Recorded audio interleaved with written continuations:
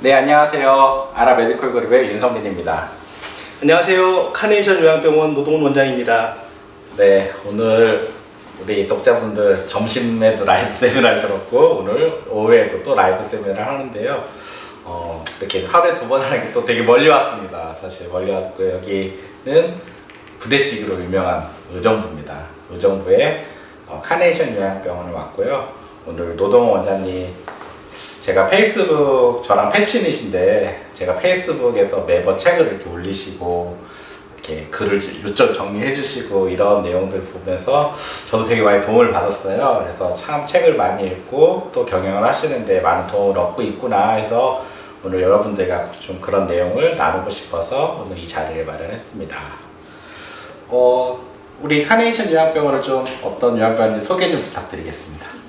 네, 경기 북부에서는 처음으로 존엄 케어를 선언했고 실제 존엄 케어를 실천하고 있습니다.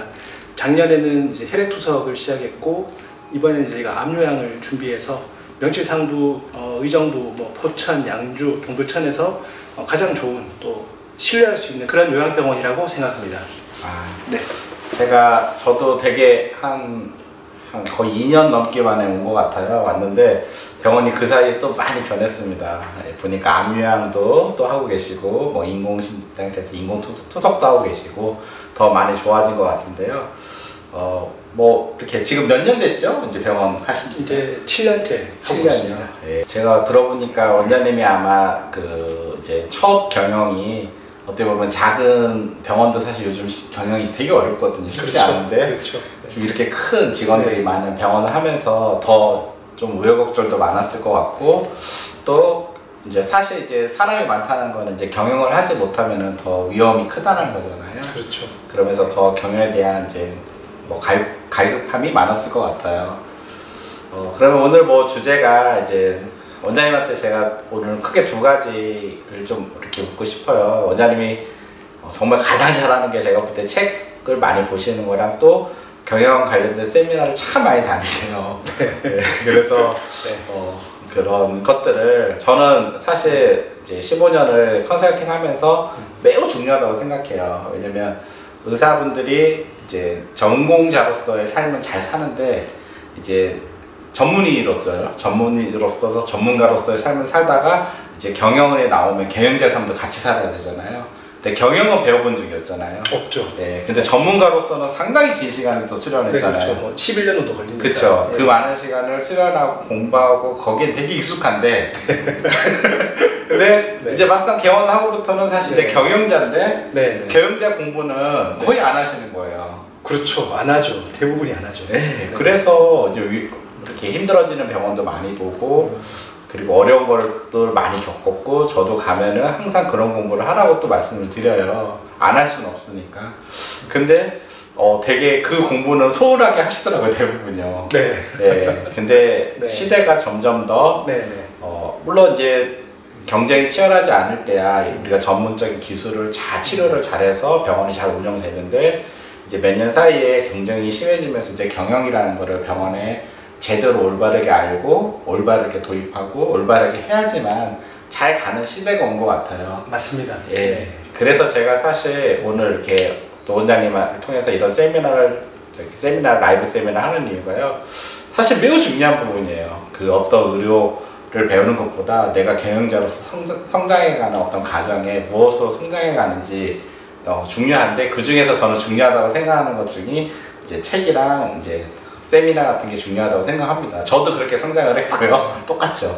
그래서 오늘 우리가 그 모임에서 만났었잖아요. 맞습니다. 맞습니다. 그래서 그만큼 중요한 것 같아서 제가 왔는데요. 이제 본격적으로 제가 책 얘기를 좀 해볼게요.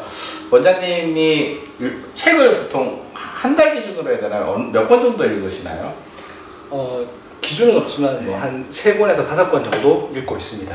거의 매주 읽은 책을 이렇게 찍어서 페이스북에 올려주시는 것 같아요. 네. 제가 결혼하고 아내한테 처음 들었던 이야기가 어떻게 미대를 갔냐고 할 정도로 제가 기억력이 너무 안 좋아서 이 읽었던 좋은 내용들을 어떻게 하면 잘 기억할 것인가에 대한 고민이 많았어요. 그래서 그러면 이걸 써야 되겠다. 좋은 내용들을 제 나름대로 쓰자. 읽을 때 한 번, 책을 또 쓸 때 한 번, 다시 볼 때 한 번. 그리고 이거를 저 혼자만 보는 것이 아니고 이제 오픈을 하는 거예요. 그러면 또 저와 같은 고민을 하는 사람들이 있을 것이고 또 누군가에게 도움이 될 것이고 그런 체험을 많이 했습니다.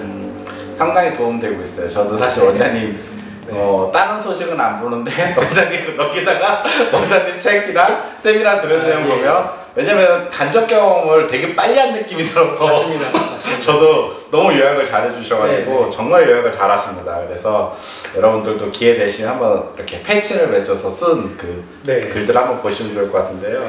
그러면 한 달에 거의 매주 한 권씩 읽으시는데 그 많이 읽은 책들 중에서 가장 또 인상 깊었던 책은 어떤 책이 있으신가요? 네, 뭐 너무 많습니다. 지금까지 제가 한 700권 가량 본 것 같아요. 근데 그 700권이라는 게 저는 한 번을 본 게 아니고 같은 책을 최소한 3번은 본 셈이죠. 그래서 그게 이제 기억나는 게 상당히 많이 있고요.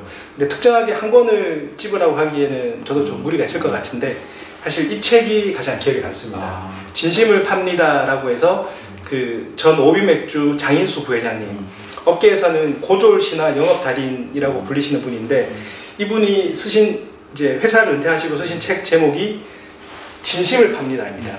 이 진심을 팔았기 때문에 고졸 출신의 그런 그 이제 주류업계 영업사원으로 입사했던 분이 그런 IMF 위기라든지 또 진로가 매각되는 과정이라든지 이런 정말 그 개인이 겪을 수 있는 아주 큰 풍파를 잘 겪으시고 다시 오비로 입사를 하셔서 그 업계에서 1위를 하다가 2등으로 떨어진 회사가 다시 올라가기는 참 어려운데 오비를 다시 1등으로 만드셨어요.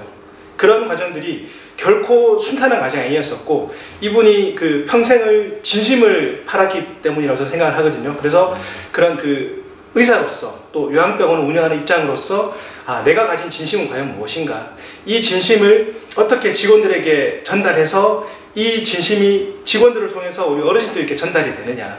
사실 이런 것들은 저뿐만이 아니고 그 뭐 전 세계에 있는 모든 의사들이 그런 마음을 가져야 되겠죠. 그래서 저는 사실 이 책을 가장 추천해 드리고 싶습니다. 꼭 한번 읽어보십시오. 저도 하필 저도 책을 많이 읽는 편인데 제가 안 읽은 책입니다. 네, 한번 드리겠습니다. 정말 어떻게 보면 제목을 딱 봤는데요. 진심을 팝니다. 이게 병원 책이어야 된다는 생각이 들어요. 어떻게 보면 술을 파는 오비가 아니라 병원이야말로 진심을 팔아야 되잖아요. 사실은요. 더 되게 저도 꼭 읽어보겠습니다.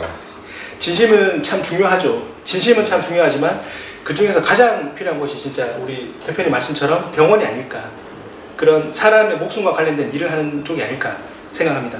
지금 그 개원 이분들이나 또 개원 준비하시는 분들이 많이 보신다고 하셨는데 사실 그런 마음으로 병의원을 운영하시면은 저는 처음에는 좀 힘들지 몰라도 결국은 잘 하실 수 있을 거라고 제가 분명하게 말씀드릴 수 있습니다.